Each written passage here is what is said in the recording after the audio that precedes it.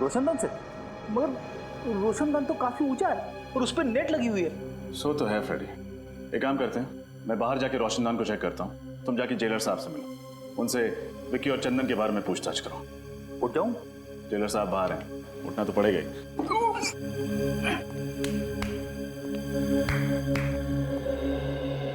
Jailer साहब, ये विकी और चंदन किस जुर्म की सजा काट रहे थे? ये दोनों बैंकों और अमीर लोगों के घरों में घुसकर चोरियां किया करते थे। ऐसे कैदियों को स्पेशल सेल में नहीं रखा जाता ना? ठीक है, ज्यादातर हम लोग ऐसे खूंखार कैदियों को स्पेशल सेल में रखते हैं जिन्होंने खून वगैरह किया। तो फिर आपने उन्हें वहां पे क्यों रखा है? नाक में दम कर दिया था इन्होंने, रोज किसी न किसी के साथ मारा मारी झगड़ा, इसलिए मैंने इन दोनों को दूसरे कैदियों से अलग कर दिया। झगड़ा मारा मारी? फिर तो काफी दुश्मन बना लिए होंगे इन दोनों ने इस जेल में। कोई भी कैदी इन्हें पसंद नहीं करता था। जेलर साहब, खून किसी कैदी ने किया है, लेकिन सर उनकी सेल के बाहर हमेशा सिक्योरिटी गार्ड का पहरा रहता था। इतनी सिक्योरिटी होने के बावजूद भी 2 खून हो चुके हैं। एक तो मैं सोच रहा हूँ, जबकि हमारे जेल के अनुशासन और नियम बहुत कड़े हैं, उसके बावजूद 2 कैदियों का कत्ल हो गया। हर आदमी की जांच पड़ताल की जाती है, हर चीज की जांच पड़ताल की जाती है, बावजूद उसके मुझे तो अभी तक यकीन नहीं हो रहा कि हमारे यहाँ ऐसा हो गया। आपको यकीन करना पड़ेगा जेलर साहब, क्योंकि हकीकत यह है कि आपकी निगरानी में 2 खून हो चुके हैं। कैदियों से मिलने कौन कौन विजिटर्स आते थे, उन सब की लिस्ट चाहिए मुझे। ठीक है। ये रोशनदान तो काफी ऊंचाई पर है, यहाँ तक पहुंचने के लिए उन्हीं को या तो एक ऊंचा स्टूल या फिर सीढ़ी की या घोड़े की जरूरत पड़ी होगी, लेकिन ऐसा कोई भी सामान यहाँ तक लाना या फिर यहाँ से ले जाना बहुत मुश्किल है। तो खूनी ऊपर कैसे चढ़ा? और अगर वो वहां चढ़ भी गया तो गोली कैसे चलाएगा? क्योंकि जाली के साथ कोई छेड़खानी तो की नहीं गई, ना ही जाली में कोई छेद है। सर, मैंने जेलर साहब से कह के सारे विजिटर्स की लिस्ट मंगवा ली है जो कैदियों से मिलने आते थे। Very good. हाँ डॉक्टर तारिका।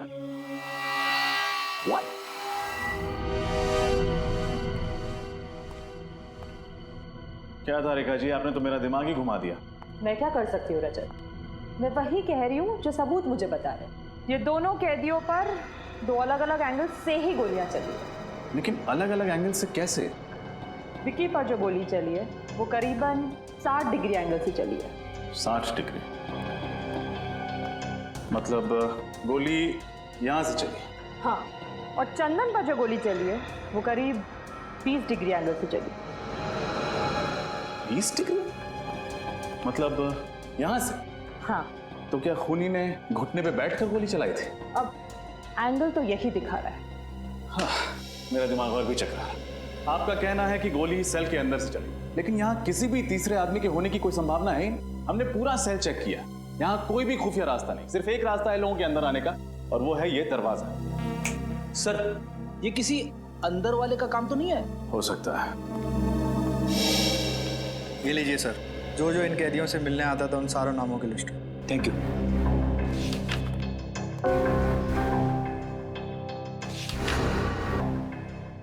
ये देखिए सर, जसलोक नाम का एक आदमी है जो पिछले 1 महीने से 2 कैदियों से मिलने हर रोज जेल में आ रहा है।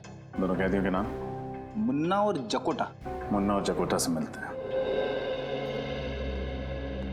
जल्दी आओ। ये मुन्ना है और ये जकोटा। स्पेशल सेल की 7 वाली जेल में रखा गया है इनको। मुन्ना और जकोटा किस जुर्म की सजा काट रहे हैं तुम? लुटेरे हैं तुम। सुनसान हाईवे पर मुसाफिरों को रोककर उनके पैसे गहने वगैरह छीन लेते हैं। पर कभी किसी मुसाफिर का नुकसान नहीं किया साहब। मुसाफिरों को नुकसान नहीं पहुंचा, लेकिन जेल के अंदर 2 खून कर दिए। 2 खून? साहब ये क्या कह रहे हैं आप? किसी का खून करने के बारे में हम कभी सोच भी नहीं सकते। बनो मत। विक्की और चंदन के साथ तुम दोनों का 36 का आंकड़ा था ना? 36 का नहीं, 37 का कहिए।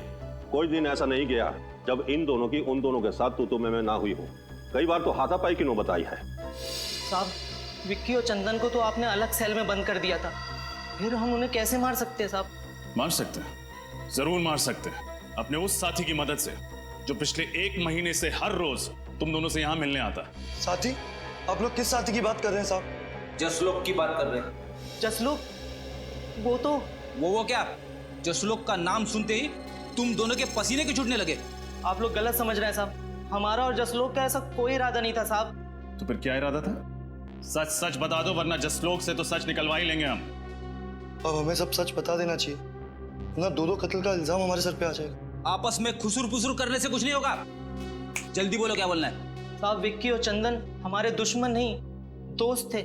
झूठ, फिर से झूठ। नहीं साहब, हम सच कह रहे हैं साहब। हम चारों जसलोक की मदद से जेल तोड़ के भागने की साजिश कर रहे थे। जेल तोड़कर भागने की साजिश? हाँ साहब, इसीलिए उस दिन हमने जेल में झगड़े का नाटक किया था, ताकि आप लोगों को हमारे ऊपर शक ना हो। इतना बड़ा धोखा, इतनी बड़ी साजिश। देखो, अगर ये बात गलत निकली ना तो आप फिक्र मत कीजिए जेलर साहब, जब भी जसलोक हमारे हाथ लगेगा सच तो बाहर आ ही जाएगा। किसी और पर शक है आपको?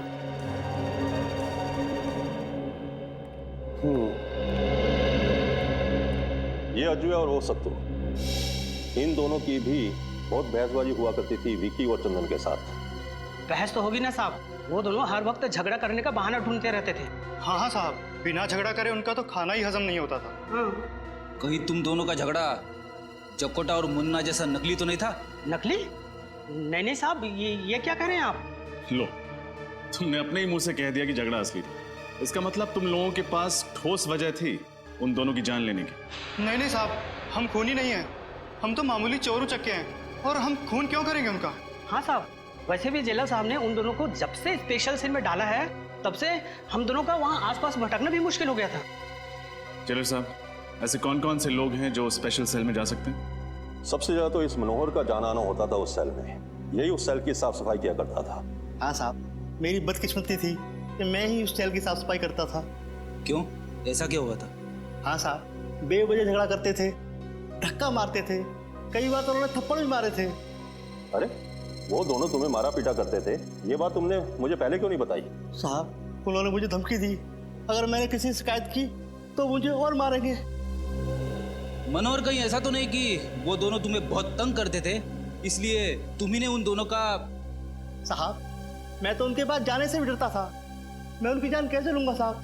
मच्छर था साहब, उनके सामने मैं एक मच्छर।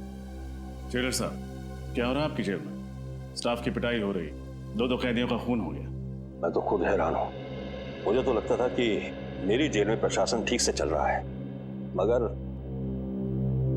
तुम कौन हो? ये धनसुख है, चाय वाला। ये भी उस सेल में जाया करता था सुबह शाम चाय देने के लिए। अरे क्या हुआ धनसुख?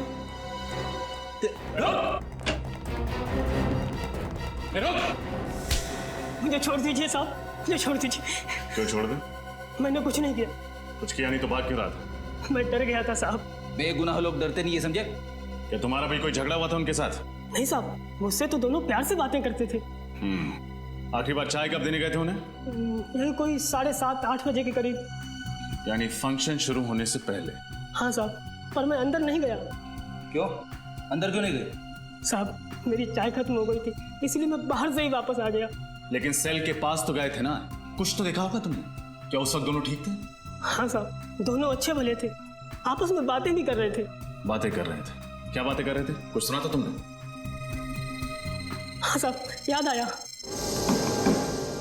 क्या है, क्या बात है? अरे भाई, ये क्या मुसीबत है? मच्छरों ने काट काट कर बेहाल कर दिया है, जीना आराम हो गया है। हाँ?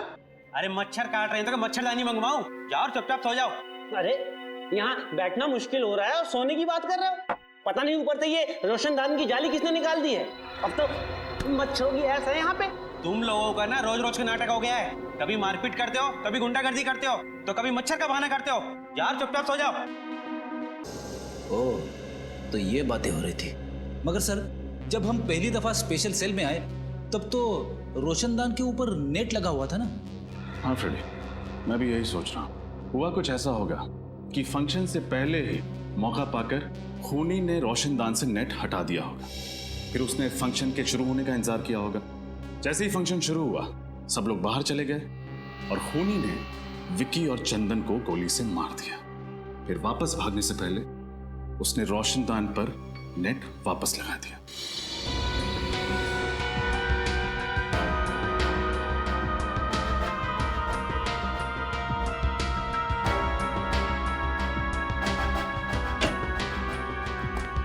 सर, ये रहा जसलोक, बड़ी मुश्किल से हाथ लगा है। 9-2-11 होने की फिराक में था। तो आप हैं मिस्टर जसलोक, जो पिछले 1 महीने से हर रोज मुन्ना, जकोटा, विक्की और चंदन से मिलने के लिए जेल में जाते थे। हाँ? क्या बकवास कर रहे हैं सर? एक तो आपका ऑफिसर मुझे जबरदस्ती उठाकर लेकर आया, ऊपर से आप अनाप शनाप बकी जा रहे हैं। अरे जेल में किसी से मिलना गुनाह है क्या? जी नहीं, जेल में किसी से मिलना गुनाह नहीं है, लेकिन जेल से भागने में किसी की मदद करना गुनाह जरूर है। सर मैंने किसी की मदद नहीं की और ना ही किसी साजिश में मेरा कोई हाथ है। देखो, मुन्ना और जकोटा अपना मुंह खोल चुके हैं। तुम्हारे लिए यही बेहतर है कि तुम हमारा समय बर्बाद ना करो। बोलो सच। सर मैंने एक बार बोल दिया ना कि मैंने किसी की मदद नहीं की तो नहीं की। बड़ी लगता है ये भाई साहब शराफत से कुछ नहीं बताने वाले। इनके ऊपर उस चीज का इस्तेमाल करना ही पड़ेगा। समझ गया मैं। सर किस चीज की बात कर रहे हैं? अभी पता चल जाएगा किस चीज की बात कर रहे हैं। सर बताइए प्लीज। अरे ये क्या है? ये सच बोलने का इंजेक्शन है। सच बोलने का इंजेक्शन? एक बार अगर ये इंजेक्शन लग जाए ना तो आदमी तोते की तरह सच बोलने लगता है। सर इसकी जरूरत नहीं, मैं सब बताता हूँ सर। मैं मुफ्खा काम में आ गया। तुम क्यों रुक गए? शुरू हो जाओ। हाँ सर, मैंने उन लोगों की मदद करने का वादा किया था, वो सिर्फ इसलिए कि वो मेरे दोस्त थे। और जेल से निकलने के बाद इन चारों का क्या प्लान था? सर वो मुझे पता नहीं है, मैं तो सिर्फ जेल से निकलवाने में मदद कर रहा था। उसके बदले में वो लोग मुझे 10 लाख रुपए देने वाले थे सर। 10 लाख रुपए? हाँ, गोलियां शायद उस रोशनदान से ही चली हैं। लेकिन एक बात समझ में नहीं आ रही।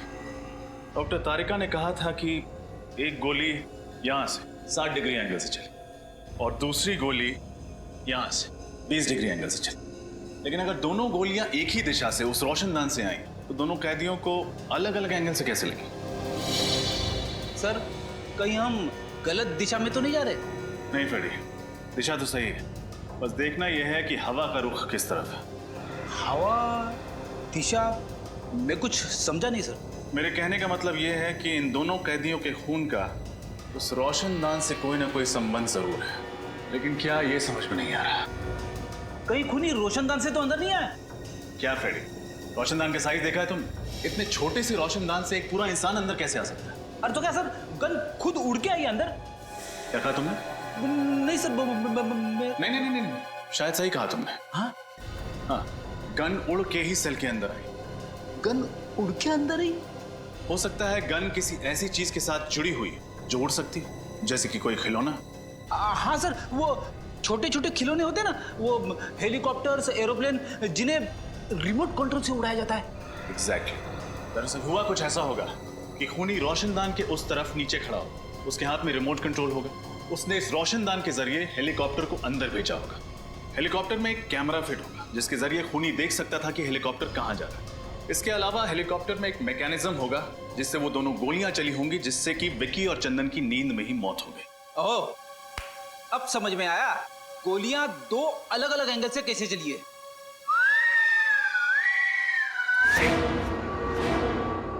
करेक्ट।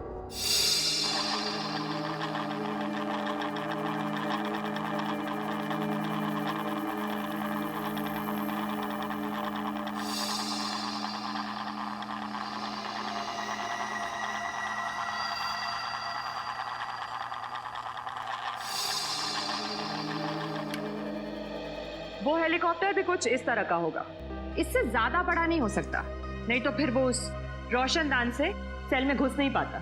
इसका मतलब ये काम किसी अंदर वाले का ही, जिसे ये अच्छी तरह से पता था कि रोशनदान की लंबाई और चौड़ाई कितनी है। हो सकता है ये आदमी कोई जेल का कैदी या फिर जेल का ही कोई आदमी, क्योंकि बाहर का कोई आदमी इतनी प्लानिंग से खून नहीं कर सकता। सर ये मुजरिम भी क्या नए नए तरीके निकालते हैं खून करने के लिए। अगर इतना दिमाग किसी अच्छे काम में लगा दें तो समाज का कितना भला हो सकता है। हाँ ये बात तो है श्रेया, खूनी ने दिमाग तो बहुत लगाया इसमें। रिमोट वाला हेलीकॉप्टर और रिमोट वाली गन।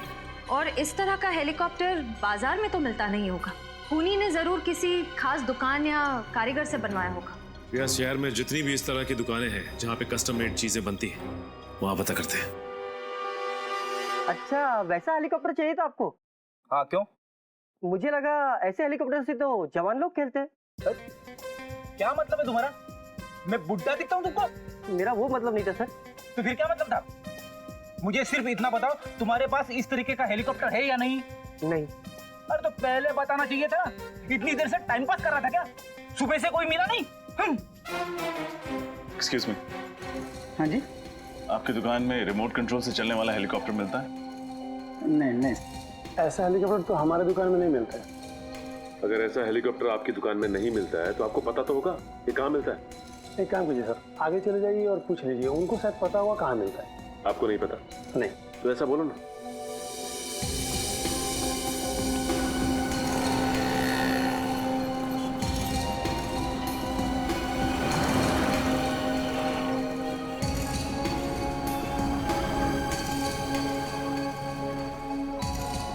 उस तरफ से नहीं मिला भाई, उस तरफ भी कुछ नहीं। क्या फ्रेडी, हमारा चेहरा लाल क्यों? कुछ नहीं सर, कुछ भी नहीं मिला। उधर एक दुकान है, चल के पूछना।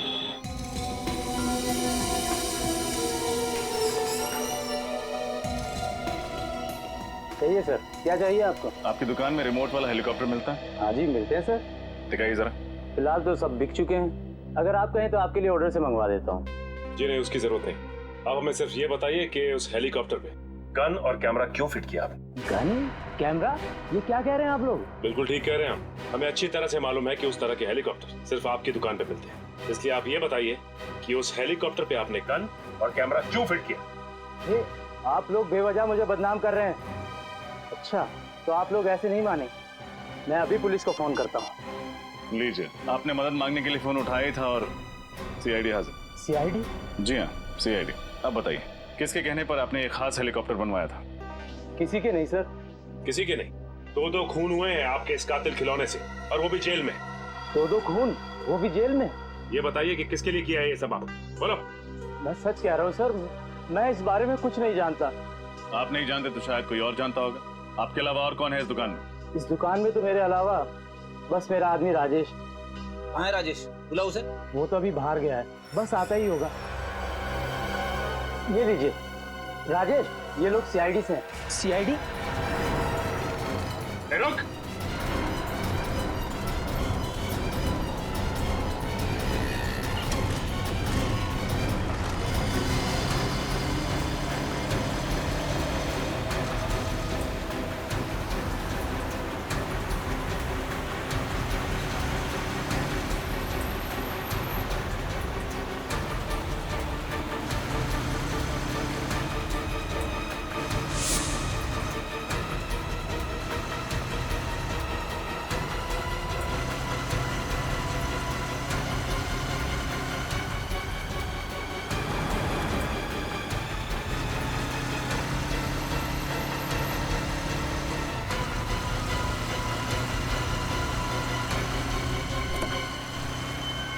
मेरी तो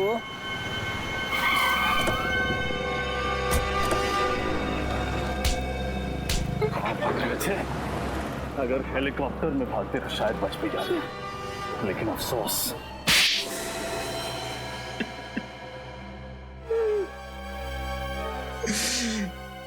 गलती हो गई साहब, मैंने जो कुछ भी किया पैसों के लिए किया। उस आदमी ने मुझे 50,000 रुपए दिए थे हेलीकॉप्टर में गन फिट करने के लिए। पैसों के लालच में तुमने एक खूनी की मदद की ना? गलती हो गई साहब, दोबारा ऐसी गलती कभी नहीं करूं। जेल से निकलोगे तो दोबारा करोगे ना? किसने पैसे दिए थे? पता नहीं, उसका ना तो नंबर याद है, ना एड्रेस, और नहीं नाम। चेहरा याद है उसका? शक्ल थोड़ी थोड़ी याद है उसकी। कम से कम कुछ तो याद आया इसे श्रेया। इससे स्केच बनवा लेते हैं और अपने क्रिमिनल डाटाबेस में चेक करते हैं, हो सकता है ये कोई पुराना अपराधी हो।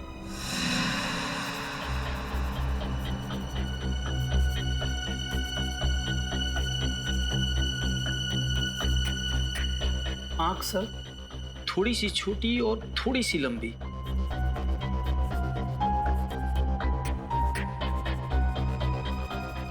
ये सही। होठ बिल्कुल सही, ऐसा है। और बाल सर? बाल बाल छोटे छोटे थोड़े से और सुनहले सुनहले कलर का। हाँ सर, स्केच रेडी है।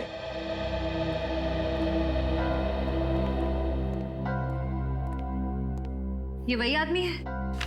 यस मैम, वही है। श्रेय, काम कर, अपने क्रिमिनल डाटाबेस में देखो, हो सकता है पुराना क्रिमिनल हुई। सर।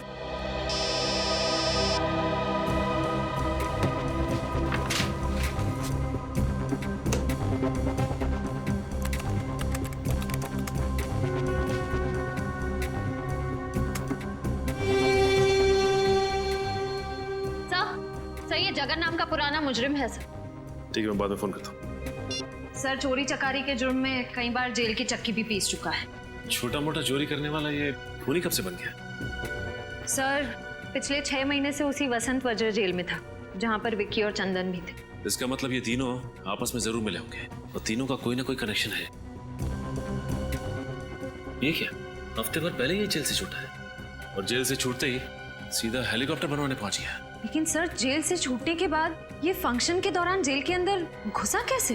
किसी ने इसे देखा कैसे नहीं? हो सकता है श्रेया कि ये खुद ना गया हो और विक्की और चंदन को मारने में इसकी मदद की हो किसी ने।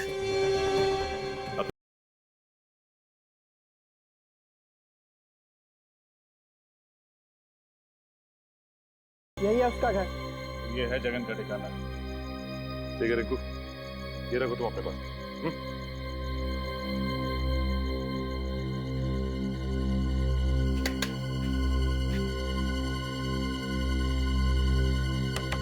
कौन है? दूध वाला।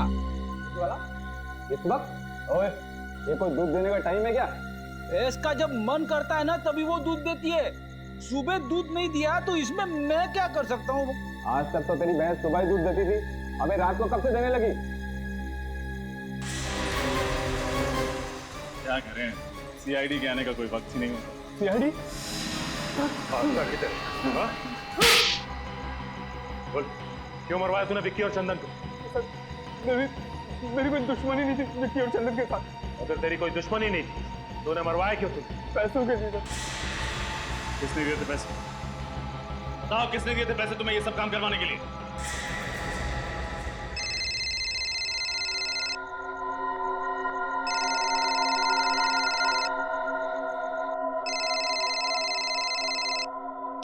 हेलो, मैं जगन बोल रहा हूँ। मैंने तुमसे कहा था ना, तुम मुझे कभी फोन मत करना। देखो, मैं तुमसे मिलना चाहता हूँ। तुम्हारा दिमाग तो खराब नहीं हो गया? देखो, तुम्हें मुझसे मिलना ही पड़ेगा, नहीं तो मैं। नहीं तो क्या, धमकी दे रहे हो मुझे? आज रात 9:30 बजे ज्वाला रोड, इंतजार करूंगा। अगर नहीं आए तो? नहीं आए तो क्या कर लोगे? हेलो हेलो, नहीं आया तो क्या कर लोगे?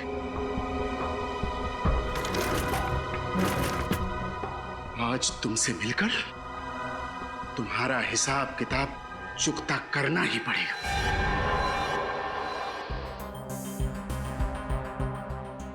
अब तो मैंने आप लोगों का काम कर दिया है, अब मैं जाऊं सर? अरे ऐसे कैसे जाने दे? अभी तक तो तुमने इंसाफ का आटा गूंदा है, प्रायश्चित की रोटी तो पकानी अभी बाकी है। इंसाफ का आटा, प्रायश्चित की रोटी? मैं कुछ समझा नहीं सर। तुमने खूनी को हमारे बनाए हुए जाल में तो बुला लिया, लेकिन तुम्हारा काम अभी खत्म नहीं होता है। उसे गिरफ्तार करने के लिए तुम्हें हमारे साथ चलना होगा। नहीं सर, मैंने उसे धमकी देकर उसे बहुत गुस्सा दिला दिया। अगर मैं वहां गया ना तो वो मुझे भी मार डालेगा। बड़ा डर लग रहा है तुम्हें मौत से? उस वक्त एक बार भी नहीं सोचा जब जेल में 2 कैदियों को मौत के घाट उतारने की प्लानिंग चल रही थी? सर, मैंने जो कुछ भी किया उसके लिए मैं बहुत शर्मिंदा हूं। मैं आप लोगों से वादा करता हूं सर कि आज के बाद मैं कोई भी गुनाह नहीं करूंगा। कैसे करें तुम्हारे वादे पे यकीन? एक जुर्म की सजा काट के आए हो और दूसरा गुनाह कर बैठे। सर, मेरे लिए नहीं तो कम से कम मेरे बीवी बच्चों के लिए मुझे माफ कर दीजिए। मेरे बिना उनका भविष्य अंधकार में हो जाएगा। बड़ी फिक्र है ना तुम्हें अपने परिवार की? जुर्म करते वक्त एक बार भी ख्याल नहीं आया उनका? सर, मुझे एक मौका दे दीजिए अच्छा इंसान बनने के। मैं आप लोगों को कभी शिकायत का मौका नहीं दूंगा और आप लोग जैसा कहेंगे मैं वैसा करने को तैयार हूं। ठीक।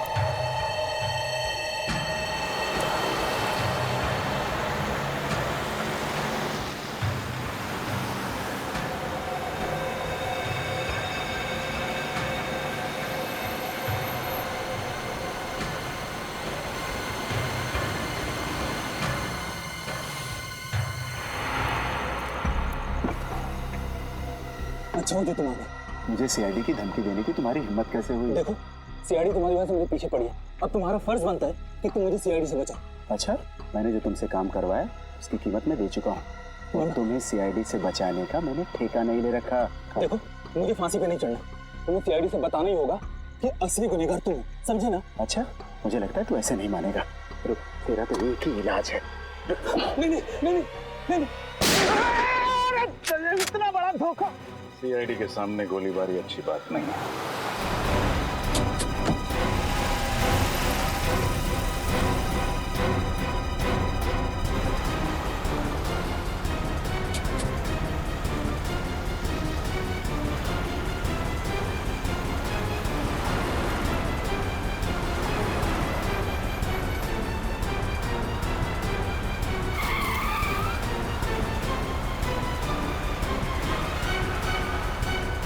इस तरह से गाड़ी चला रहा है, कहीं किसी को नुकसान ना पहुंचा दे।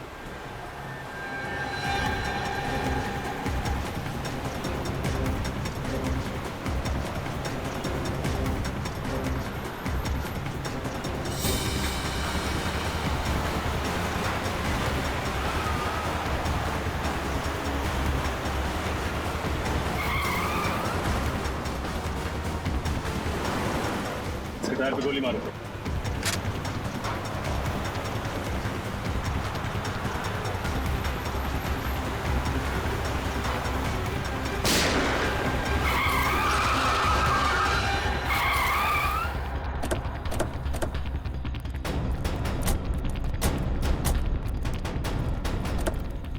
विजय बाबू, खेल खत्म तुम्हारा।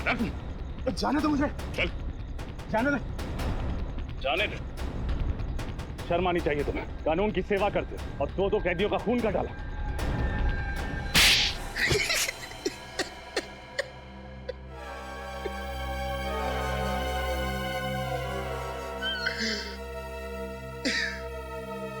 मैंने उन लोगों को मारने का इरादा बहुत पहले ही कर लिया था। इंतजार था तो बस एक सही मौके का, और वो मौका मुझे मिला जेल के उस फंक्शन के दौरान। क्यों? ऐसा क्या किया था उन दोनों ने तुम्हारे साथ, जो पुलिस में होते हुए भी तुमने कानून को अपने हाथ में लिया? उन लोगों ने मेरी बहन के घर चोरी तो की ही थी, साथ ही साथ उन्होंने मेरी बहन अर्चना के साथ छेड़छाड़ और जबरदस्ती की थी। क्या? तो तुमने ये बात किसी से कही क्यों नहीं? मैं डरता था कि समाज में बदनामी होगी, मेरी बहन का घर से बाहर निकलना मुश्किल हो जाएगा। बस इसी डर से मैं अपना मुंह बंद करके बैठा था, और विक्की और चंदन इसी डर का फायदा उठाकर मुझे ब्लैकमेल करने लगे थे। नजरें क्यों चुरा रहे हो विजय बाबू? लगता है हमें देखकर विजय बाबू की आंखों में आंसू आ जाते हैं, इसलिए नजरें चुरा लेते हैं। क्यों? पर चंदन, हमें देखकर विजय बाबू को रोना क्यों आता है? क्योंकि शायद इसे अपनी बहन अर्चना की याद आ जाती है। अरे बाप रे, चंदन इसे गुस्सा आ रहा है, इसे बहुत तेज गुस्सा आ रहा है। चंदन मुझे डर लग रहा है। चंदन, मेरे हाथ कांप रहा है। ये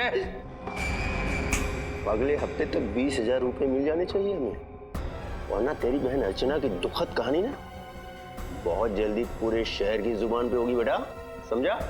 और आंखें मत घूर, न दिखा। चल काम कर अपना। यार ले। हंस लो, जितना हंसना है हंस लो। वो पल दूर नहीं जब एक बहन पर हुए अत्याचार का बदला एक भाई अपने हाथों से लेगा। अभी बताइए सर, हर पल अपमान का घूंट पीकर जिंदगी गुजारना आसान नहीं है। माना तुम्हारी बहन के साथ जो हुआ गलत हुआ, पर ये सोचकर चुप बैठ जाना कि बदनामी होगी, ये बहुत ही गलत और पिछड़ी हुई सोच है। और औरतों पे जुर्म बढ़ने का ये भी एक कारण है। औरतें बदनामी के डर से कानून का दरवाजा नहीं खटखटाती, और चंदन और विक्की जैसे लोगों के हौसले और भी बढ़ जाते हैं। आप शायद ठीक कह रहे, पर अपनी बहन को और दर्द में देखने की हिम्मत नहीं थी मुझ में, इसीलिए उन लोगों को सजा देने का जिम्मा मैंने अपने कांधों पर उठाया, और जगन की मदद से हेलीकॉप्टर में गन लगवाई, और उस गन की मदद से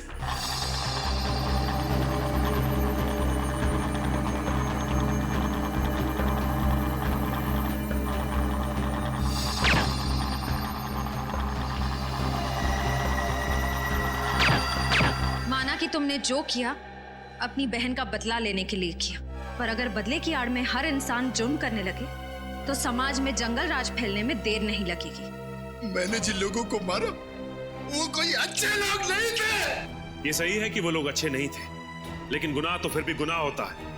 और तुम्हें क्या सजा देनी है?